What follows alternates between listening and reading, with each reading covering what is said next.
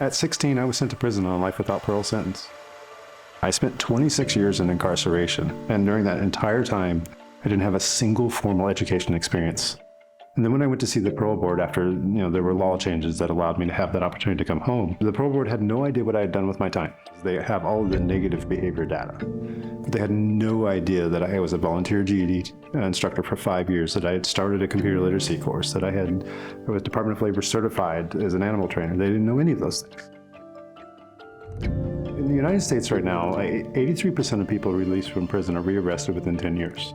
That's failure by anybody's measure. The problem is we have absolutely no idea how to fix it because we don't know what's wrong and we don't know what's working for the 17%. So we are interested in building technology to allow justice professionals and other university professors and everybody involved in this process to be able to analyze what's going on and say, well, this works. Let's increase that. My name is Jessica Hicklin. I'm CTO and co-founder of Unlock Labs.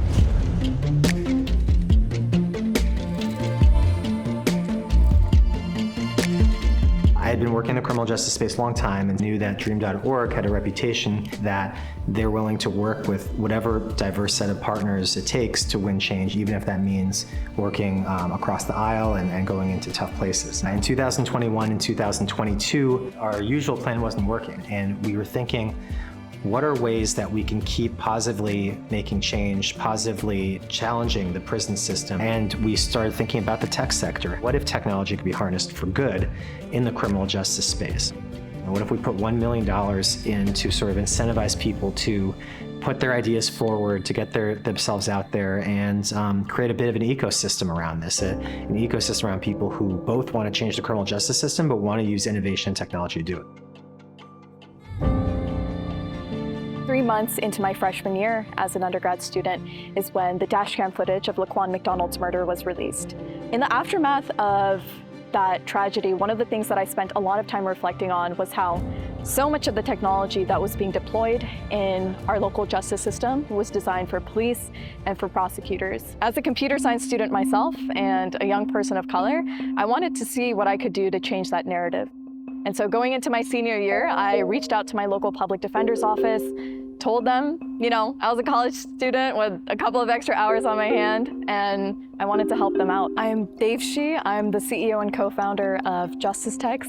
We're building technology tools to help enforce police accountability. Our software takes in hours and hours of body cam footage, interrogation videos, jail calls, and helps make sense of all that information for public defenders. In January, we announced the contest, and about 76 applicants completed that rather difficult process. If you look at most programs that give away grant money or that attract investors, a lot of times there's like this wall between what the investors are looking for and what the applicants need to do to secure funding. So by taking that wall down, what we do is we provide more accountability to the process. We also start to invite new people who wouldn't ordinarily apply for something like this, who have the skills and the technologies and the know-how to actually get things done. I grew up in this small town in rural Florida where some of the smartest people I know were pipelined to prison, including my brother. I didn't realize that that was not unique to my community until I left for college and studied the prison industrial complex. I think people don't realize that the 13th Amendment legalizes slavery in prisons, essentially. The slave labor that people do while incarcerated, these are all things that companies profit off of. Since then, I built a career in asset management. I just started doing my research and digging into companies and building a data set. My name is Tanae. I'm the founder and CEO of FreeCat Financial. And we are a data company that looks at socially responsible investing criteria. The goal is for investors at any dollar amount can invest in decarceration through the stock market. Being able to partner with Dream.org to make that a reality would amplify the product, the fund, be able to get momentum behind it, make sure it's has access to everyone. Today, one of the hottest topics in nonprofit funding is what's called participatory grant making.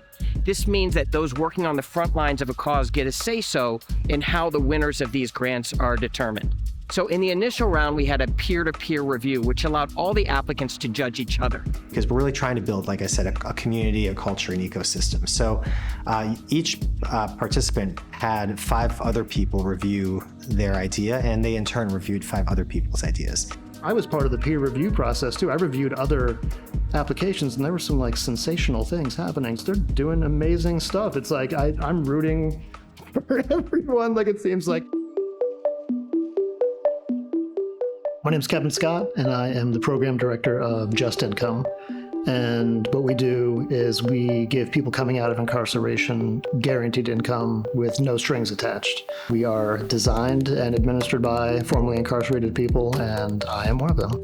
You've been released from prison. You have the same debt as anyone else, the same expected cost of living. You need to eat, you need to find shelter and clothing and take care of yourself.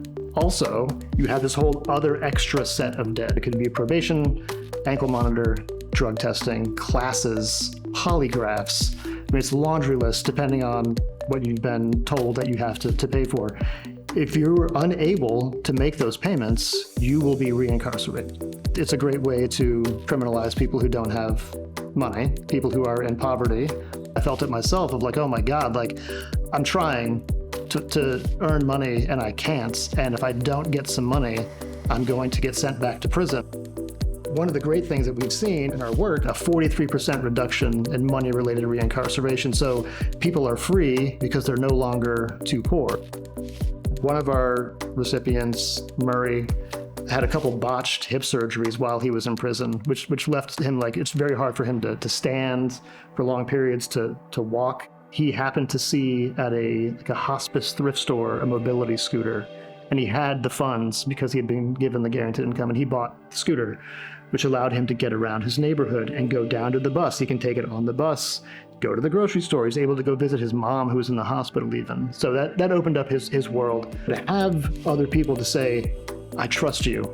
This is your money. I believe in you. There's something like very intangible and hard to put on a graph about that. See, like people like start moving from a place of crisis in their lives and start like sort of operating from a place of power. We had a panel of experts analyze these ideas. You put all those scores together and boom, you've got about 15 to 20 left. And that's when we brought in some of the formerly incarcerated leaders we work with at our organization and other leaders at our organization to think, okay, well, how do we get it down to 5? And the 5 finalists that we have really run this gauntlet, right? Their peers love the idea, experts love the idea, we love the idea. It's just really exciting to see each of these 5 ideas get opportunity to present to a broad audience, because I think any one of them could take off and really be a hit.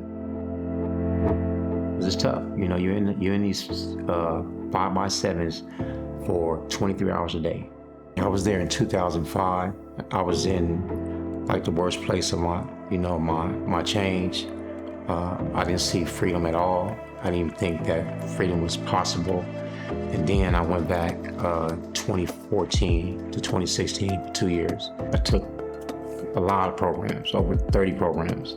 I'd never seen a program that really questions your integrity, questions your internal trauma, and it really pushed me to look in those areas to figure out who I really was, and that's when I found my freedom internally, and that's when I found freedom in 2018. Came home, ran into Sabra probably about a year later on the streets. Literally bumped into each other. Yes, and from that point, we just decided to push this thing forward, and I joined the team, and here I am today as director of programming for the program. I'm Sabra Williams. I'm co-founder of Creative Acts, which is a social justice arts organization, and we use the arts to help people radically reimagine their lives, heal trauma, come home better. We have reentry programs and civic engagement programs. We are the first program ever in solitary confinement. We're in Corcoran State Prisons. We see them in literally this man-sized cell, and we're like, not cell, cage. It is a cage, even though we're not supposed to call it cages anymore. It is a cage. And some of these guys have been in there 10, 15, 20 years. So now they get to hang out with us for 4 hours a day and experience this program. And we walk in there with virtual reality headsets, with painting, poetry, even dance. They start to find hope. You know, especially in a place like that, it's hard to find hope. Number one is innovation, a new idea, something fresh, something that hasn't been tried over and over again. The second is impact. You may have an idea that is really cool and new and exciting, but it's not really going to change the world if it scales up. Then you have feasibility. Is this idea going to work? Is there any reason for us to think that you can actually pull this off? And then there's scale. And even though all four of these are important, to me, the most important is scale, because we have a lot of people doing excellent work around the country, but the problem is you really can't replicate a lot of it. The 5 judges are going to be there. These are all impressive people who really know what it takes for a social impact company to succeed based on their own experiences. So they're going to be watching, listening. They'll be asking a couple questions. I got involved because I am formerly incarcerated. The more people who understand the issue, the outcomes will be different. And so how do we bring as many possible people, actors, stakeholders, and just points of view into the space? And the likelihood of better outcomes will result from there. I'm an angel investor and I work with hundreds of founders. And so bringing my expertise to this vertical has been not only a new and exciting experience for me, but we can apply some skill sets to this that I think are really relevant. There was a lot of anxiety kind of building into this moment, not just today, not just yesterday, but for weeks since we learned that we were going to be pitching. But I just decided, you know what? I know my story, I know my mission, and the impact that we're having is real. And also just being in this community of other founders who are genuinely such incredible people working on important missions helped make me feel like we can do the best we can. Really excited to see all of you here for the Justice Innovation Prize competition. Many applicants from historically marginalized communities. 71% of the applicants were led by people of color, and 74% were led by people directly impacted by the criminal legal system. And you're really going to see that reflected in the 5 finalists that we have here today. So very excited to welcome the very first finalist from Unlock Labs, Jessica Hinkler.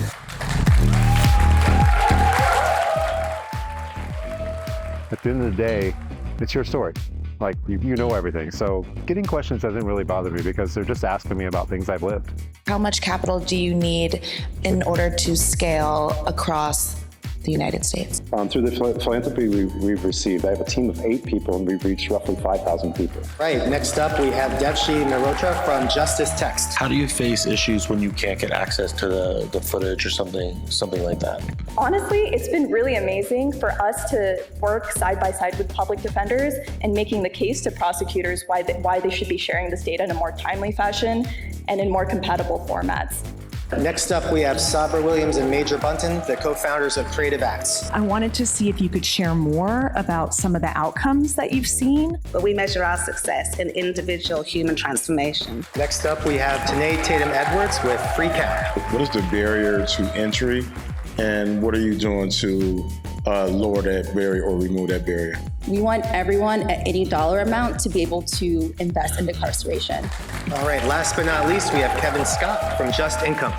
I'm wondering, to scale up nationally, though, it seems pretty resource intensive. Can you talk about how you plan to do that? Other cities are now eager to duplicate this work.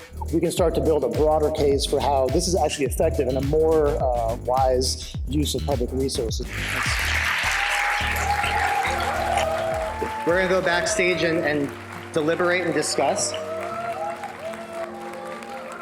We come and we pitch and we're, obviously there's a prize, but that's not the greatest value of these things. The greatest value is building a community around the work we're doing. Historically, a small group of people have always been the catalyst to change things. I was really inspired by all the amazing entrepreneurs that we heard from today.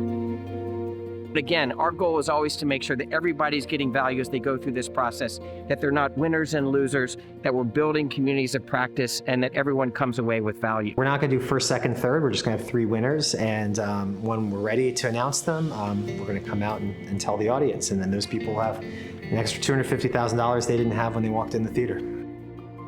Yeah, and now the big moments, in no specific order. I always wanted to open an envelope like this. Unlocked Labs. Yeah, come on out. 70% of my workforce is justice involved. Most of them are home less than a year. Most of them did more than 20 years. and being able to really push forward that narrative that we believe in, that these people closest to the problem are closest to the solution. So we have some work to do, and this gives me some resources to bring more people in to accomplish that work. The second winner is Justice Text.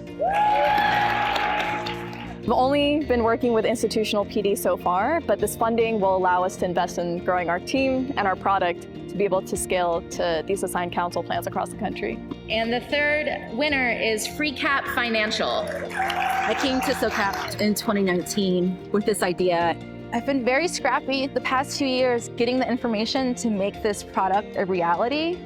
So being here in this moment and being validated in this moment and having this community support me and us and our work is really, it's very exciting.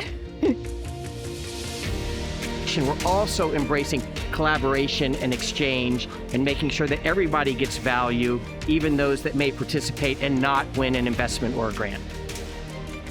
You know, this organization, its original incarnation was called Cut 50, to cut the prison population by 50%. And we still think of that as the North Star, how we can keep people from going into prison, bring them home sooner, and then help them succeed when they get there. And I'm hoping that with technology, we can try to actually bring all kinds of tools and opportunities to people who are inside or who have just come home from prison to help them succeed.